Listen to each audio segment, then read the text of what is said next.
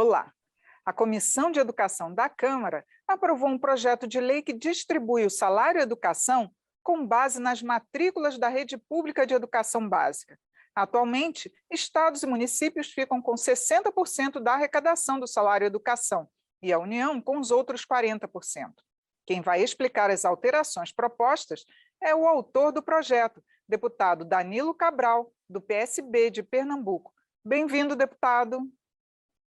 Olá, Regina. Olá a todos que nos assistem. É uma satisfação falar com vocês através do Palavra Aberta.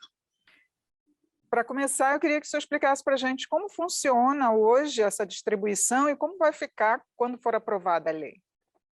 Olha, o salário educação foi uma contribuição que foi criada, ela já tem algumas décadas, mas ela se consolidou de forma definitiva na Constituição de 1988. O seu artigo 212 prevê que as empresas deverão recolher, a título de contribuição social, um percentual daquilo que elas têm de sua receita, justamente para financiar a educação básica brasileira. Basicamente, é essa a fonte.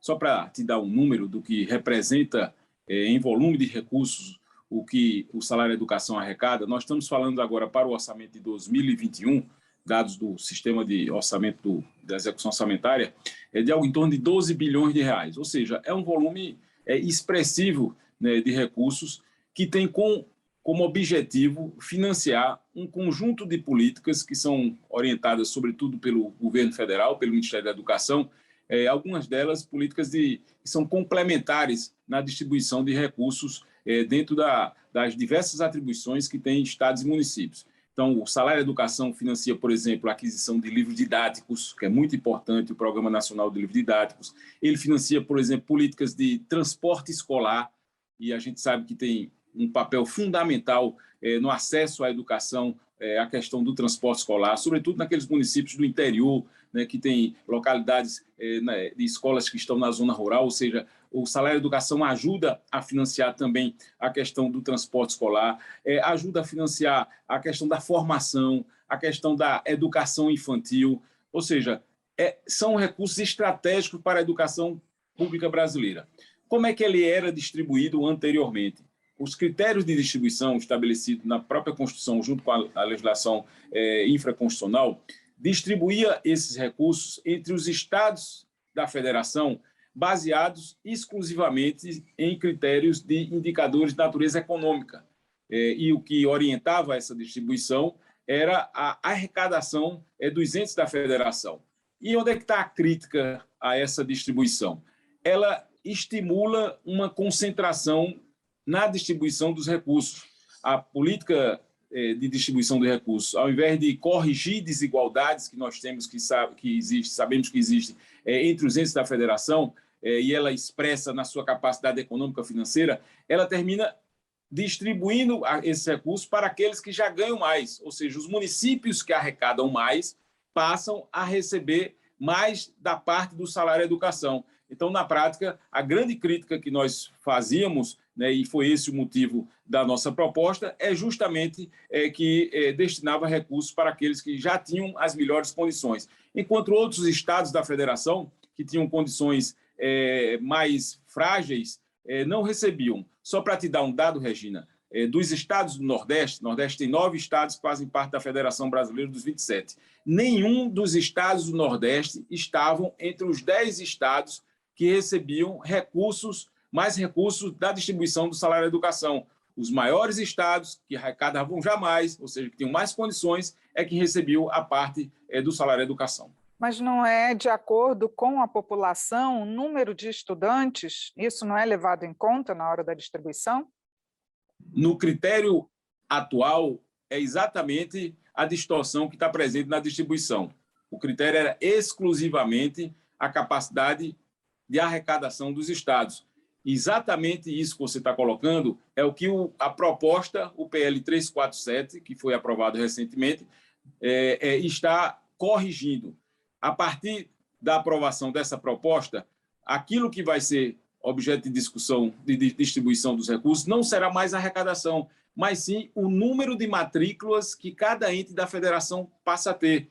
Ou seja, você recebe por aluno matriculado. e não pela arrecadação do Estado. Então, isso ajuda a dar uma distribuição mais equânime, né, mais igual, fazendo uma justiça na distribuição desses recursos para que você possa financiar estados e municípios que têm uma menor condição e uma menor capacidade financeira. Só para te dar um dado do que representa isso do ponto de vista da mudança da proposta, dos 27 estados da federação que recebem os recursos, com a proposta que nós estamos fazendo, 21 passam a ter recursos complementares. Apenas 6 estados teriam algum tipo de redução na distribuição dos recursos do salário e educação. E são justamente os estados mais ricos.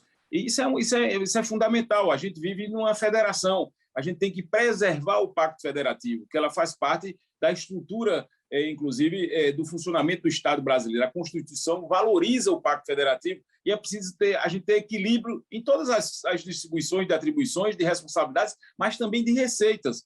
Não adianta eu dizer que os municípios têm o papel de fazer o ensino fundamental, o Estado tem o papel de cumprir o acesso ao ensino médio, se eu não dou as condições para estados e municípios cumprirem essa tarefa. Então, a proposta corrige essa distorção. Daqueles que não recebiam, passam a receber, e apenas uma pequena minoria faz assim, tem algum tipo de redução das suas receitas. Agora, deputado, algumas cidades, principalmente nos grandes centros urbanos, têm uma população em vulnerabilidade, inclusive com um grande índice de evasão escolar. Como seriam registrados, como é que eles iam receber recursos do salário educação?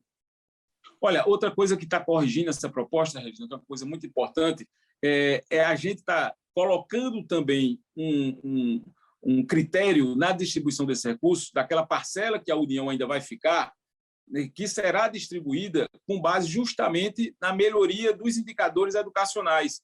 Ou seja, é um critério de resultado. Não basta você simplesmente ter o aluno matriculado, e é fundamental, nós precisamos garantir o acesso, mas também precisamos garantir o resultado final, que é justamente a formação adequada dos nossos jovens e crianças que estão nas nossas escolas. Então, parte dos recursos, 10% dos recursos que ficarão sob a responsabilidade da União na gestão do salário e educação, eles serão distribuídos a estados e municípios para aqueles que atingirem os melhores indicadores educacionais. E quando a gente fala em indicadores educacionais, a gente está falando também aqui numa questão que é fundamental, que é a questão da evasão escolar.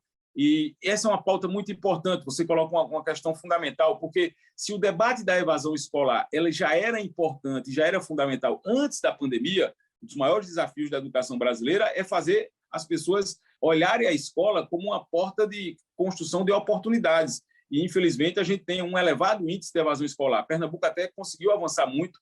A gente tem apenas, por exemplo, na rede de ensino médio aqui do estado de Pernambuco, nós temos apenas 1% de evasão escolar no ensino médio. Mas por quê? Porque nós fizemos uma política de educação integral.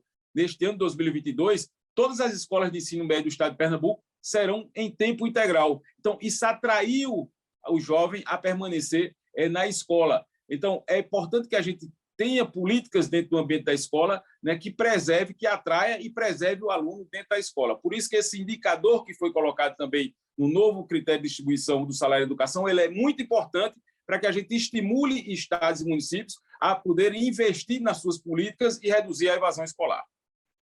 Tá certo. Deputado, muito obrigada por sua participação aqui no Palavra Aberta, por atender o nosso convite para esclarecer esse projeto aprovado. Obrigado, um abraço a todos vocês. Eu conversei sobre a proposta que redistribui o salário educação com base nas matrículas da rede pública de educação básica. Foi com o autor da proposta, deputado Danilo Cabral, do PSB de Pernambuco. Eu sou Regina Assunção, agradeço a sua audiência. Até a próxima.